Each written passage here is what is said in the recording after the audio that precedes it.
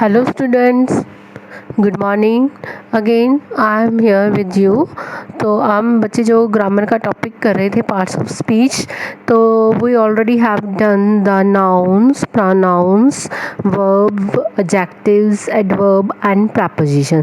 So today we are going to do the conjunctions. So look at this picture. तो इसमें आप क्या देख रहे हैं बच्चे? इस पिक्चर में आपने यहाँ पे कुछ वर्ड्स दिखाई दे रही हैं, जैसे while, and, as, yet, neither, nor, once, then, so, either, or, for, but, not, but, although. तो ये सारे जो वर्ड्स हमारे क्या हैं? These are called the conjunctions. तो today we are going to do the topic of your English grammar, that is the conjunction. What is the conjunction? Conjunctions बच्चे क्या होता है, इसकी क्या डेफिनेशन होती है? कंजंक्शंस हम उसे कहते हैं, a conjunction is a joining word. एक इसे हम जॉइनिंग वर्ड कहते हैं. We use conjunctions to join two words, phrases और clauses together to make one long sentence.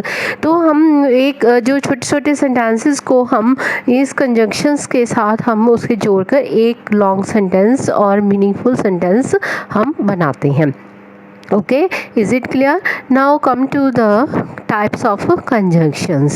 Conjunctions की कितनी types हैं बच्चे? इस पिक्चर में आप देखो, यहाँ पे आपको फ्लो चार्ट बना हुआ मिला है. तो यहाँ पे देखो conjunctions, they are divided into 4 parts. That is the coordinate conjunctions, subordinate conjunctions, correlated conjunctions and compound conjunctions. So we will study these 4 kinds of conjunctions one by one. So let us start from the coordinating conjunctions. बच्चे इस picture में देखो, एक जो है coordinated conjunction is equal to FANBOYS. ये इसकी एक छोटा एब्रीवेशंस है जिसे हम फैन बॉयज़ कहते हैं. तो फैन बॉयज़ का मतलब बच्चे क्या है? एफ का मतलब है फॉर, ए का मतलब एंड, एन का nor, B but, O or Y yet and S so. तो it's very easy to learn. आपके लिए बहुत ही इजी है बच्चे. आप सिर्फ एक फैन बॉयज़ याद कर लेना और इसे आप खुद इसको आगे डिफाइन करना. इस एब्रीवेशन को आपने याद करना है. एफ का मतलब फोर, ए का एंड, एफ नॉर. फैन का मतलब हो गया फोर एंड नॉर.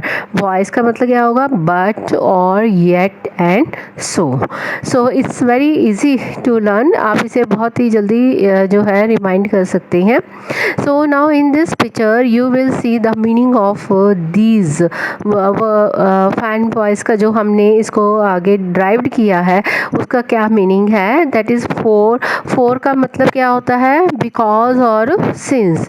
इसका मीनिंग क्या होता है? बिकॉज और since. Example, I have to find a new job for I am unemployed. तो यहाँ पे फोर का मतलब बिकॉज और सिंस है और यहाँ पे एग्जाम्पल मैंने अभी आपको बताई है. Now come to the second, that is and in addition to. I am a husband and father. Okay.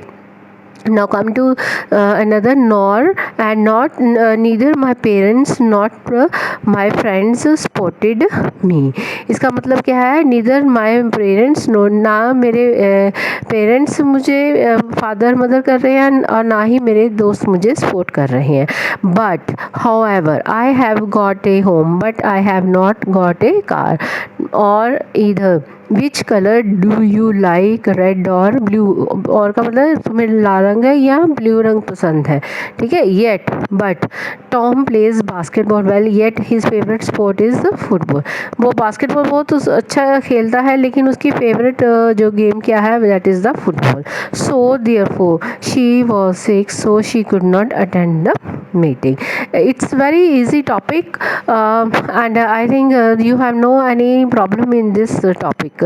So if you have any doubt, any kind of problem you will get, then you will ask me in the comment box. Okay, I think it's clear with you. आपको ये जो है आपका coordinating conjunctions complete जो है वो अच्छी तरह समझ आ गया होगा. Okay. So now come to the next kind of conjunction, that is the subordinating conjunctions. What is subordinated? Subordinators क्या होते हैं? जो हम एक दूसरे के साथ मिलकर काम करते हैं, इसके दूसरे की हेल्प करते हैं, उसे हम सबऑर्डिनेट्स कहते हैं. तो conjunctions that indicate their subordinate dependent role of the clause in the sentence.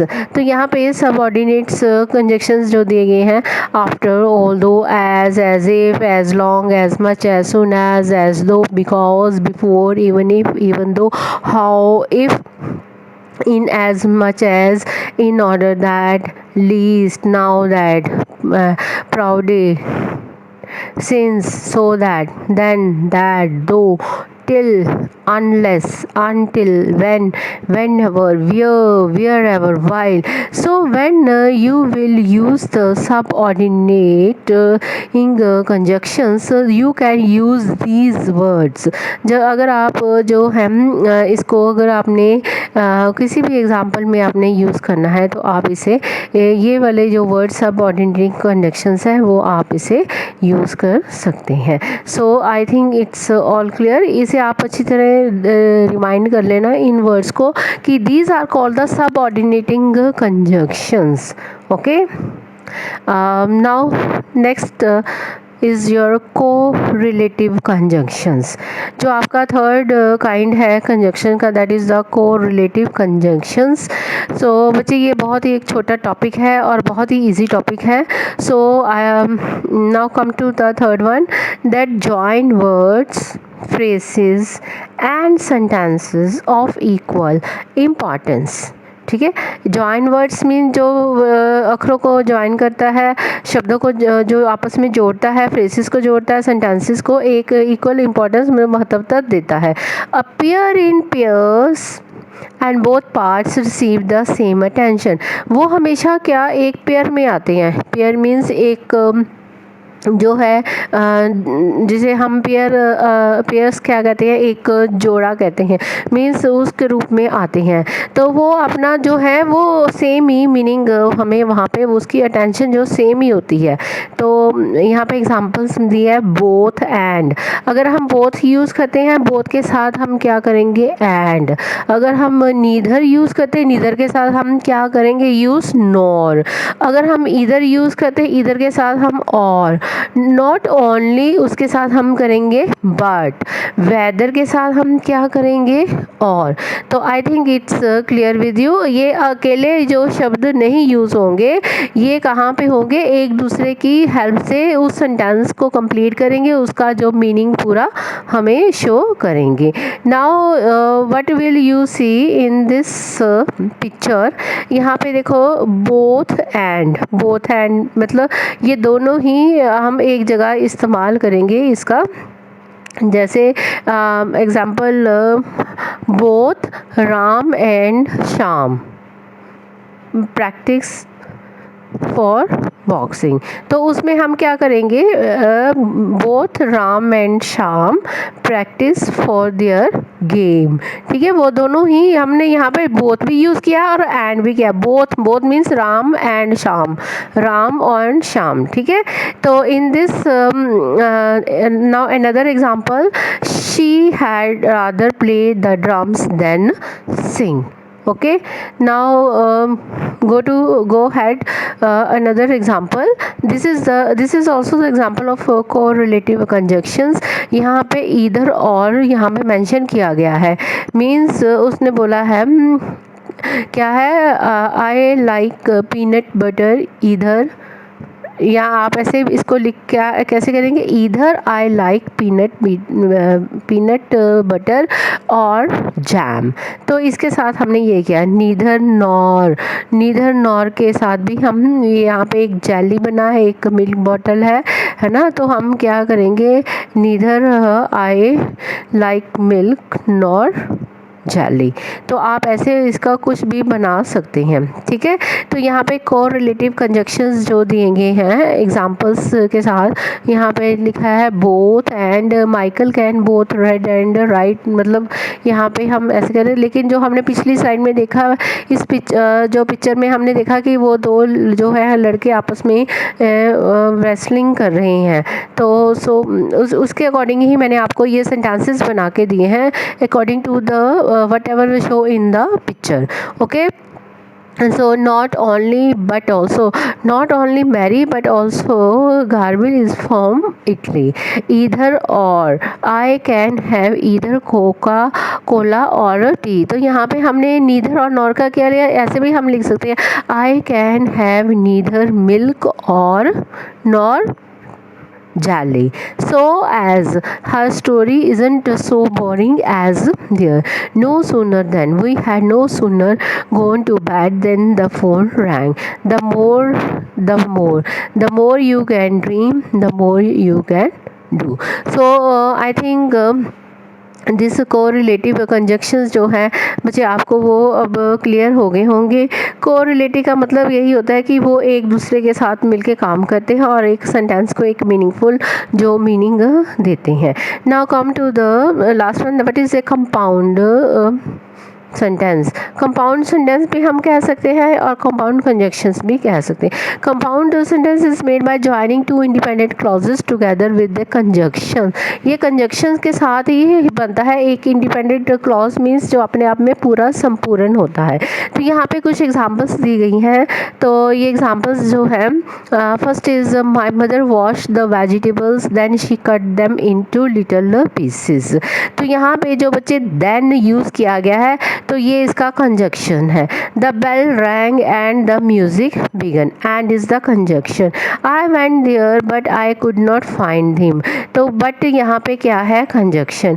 My family went to the shopping centre yesterday and we had a wonderful time and his the conjunctions that is compound conjunctions which join the two independent clauses। यहाँ पे एक और मैंने example दी हुई है।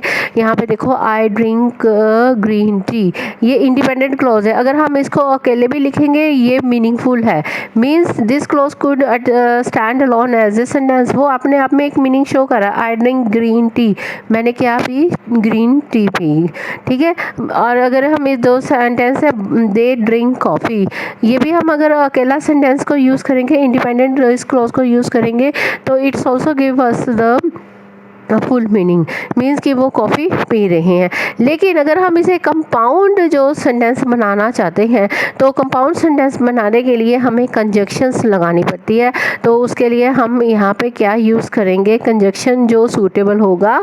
सो I read this sentence for you, I drink green tea but they drink coffee. मैं तो green चाय पी रहा हूँ लेकिन वो क्या पी रहे हैं, कॉफ़ी। बट एंड नहीं यहाँ पे आएगा, बट आएगा, बट, ठीक है, यहाँ पे बट आएगा।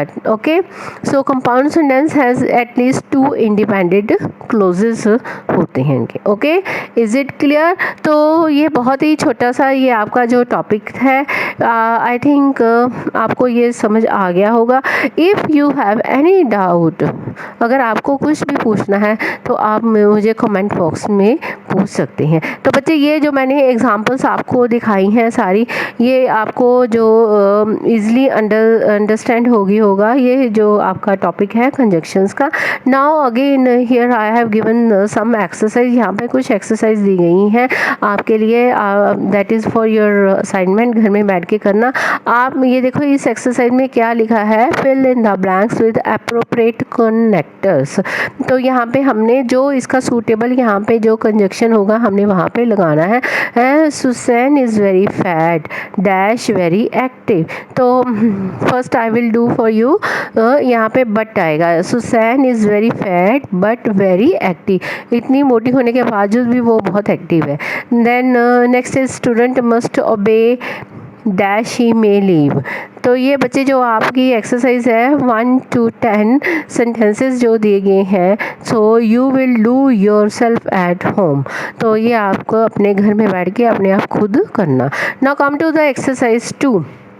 एक्सरसाइज 2 हमारी क्या है, identify the conjunctions in the following sentence. तो यहाँ पे हमने क्या करना है, हमने आइडेंटिफाई क्या करने हैं, कंजंक्शंस। उसको कंजंक्शंस को हमने ढूंढना है। यहाँ पे कोई फिलअप ब्लैंक्स नहीं है, हमने सिंपल उनको ढूंढ के उनको अंडरलाइन कर दो। बच्चे आप अपने असाइनमेंट में उसको अंडरलाइन कर लो, यहाँ उसको यहाँ पे उसका अलग यहाँ पे ब्रैकेट में उसको बाहर लिख सकते हो, उसके सेंटेंस के आगे एक ब्रैकेट डाल के उसमें लिख सकते हो। फॉर यहाँ पे फर्स्ट जो है, I need to work hard so that I can pass the exam. तो इसमें जो सो है वो हमारा क्या है, कंजक्शन। So you will write after the finish of sentence, यहाँ पे ब्रैकेट डाल के आप इसका आंसर सो यहाँ पे लिख सकते हैं।